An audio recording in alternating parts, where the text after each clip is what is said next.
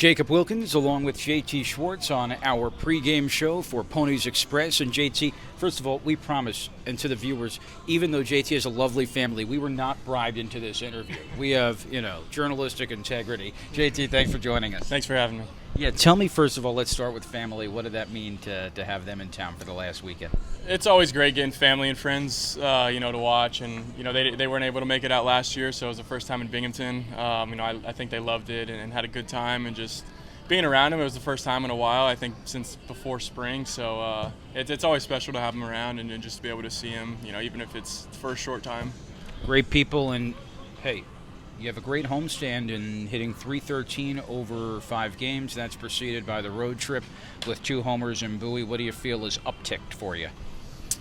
I think just some consistency of what we're trying to get done at the plate, and just, over the course of the season, I think just getting a little more comfortable and hopefully falling into some sort of a groove. But, we still got a long way to go, and just trying to feel good and ride it out, How about last 2 games, getting that leadoff walk in the latter innings to set the tone? What's your approach as you face that reliever? We see a lot of relievers that have some really good stuff, and I think it's easy to kind of fall into a trap of trying to do too much and hit some pitches and try and cheat to some stuff that might be out of the zone against those guys. So I think just trying to stay patient, not do too much, and kind of just shrink the zone a little bit, and sometimes in those at-bats it works out. You talk about consistency at the plate. What are the things specifically you're honing in on to be more consistent at? I think it's just timing, approach, just general confidence, I would say. It's I already said it, but it's a long year, and I think we go through ups and downs, and I think just getting some sort of consistent timing and just seeing the ball well, and just things that kind of help us stay in a rhythm. I think just, hoping that I'm in a good place right now and that I can stay in a good place. In terms of patience, how do you incorporate or how do you stay patient at the plate? Just not trying to do too much, and I think it's easy, especially for a guy like Cliff who's been just on fire. I think it'd be easy for him to kind of take each at bat as trying to do more and trying to build on what he's done. And I think it's been really impressive to kind of watch him stick to his plan. He's still taking a bunch of walks. He's not having bad at bats. It's like every time he's going up there, he's putting together quality at bat. He's putting the ball in play hard, or he's walking. I think that's just kind of the idea, is even when things are going well, you kind of just have to take it at bat by at bat, because that's kind of where you end up finding these long stretches of success like he's having. And just trusting that what you're doing is working and that you don't have to try and do more. It seems like what you're saying is trusting the process or trusting the approach, no matter what the result is. Exactly.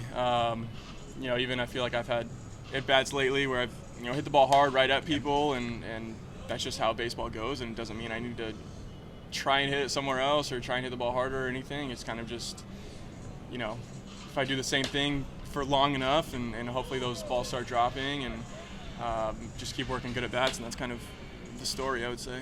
We know your aptitude at first base. First time in pro ball playing at third. How has it been acclimating to the hot corner? Yeah, it had been a little while, but starting to get a little more comfortable.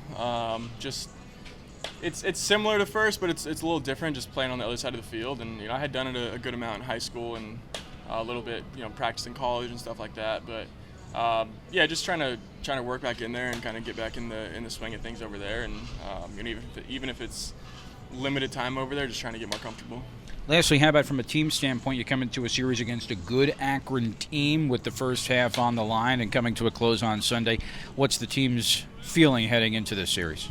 I think we're feeling good, but we're really just taking it, I think, like any other series. Every series is important, and I think if you put more weight on some series than others over the course of the year, you're going to see a lot of ups and downs, instead of just, if we go out there and our pitching does what they can do, and we kind of approach every at bat and every inning on defense the same. I think over the course of the year and over the course of the first half, like we've seen, like we've had a good year, and I think for us it's just kind of the same thing as we were talking about earlier, just trusting the process and knowing that if we play the way that we can, things are going to work out pretty well. A lot of water during these hot days for you? Yeah, it's going to be hot. It already is hot, so we're hydrating for sure. Well, stay hot at the plate. Thanks as always for the time, JT. Thank you.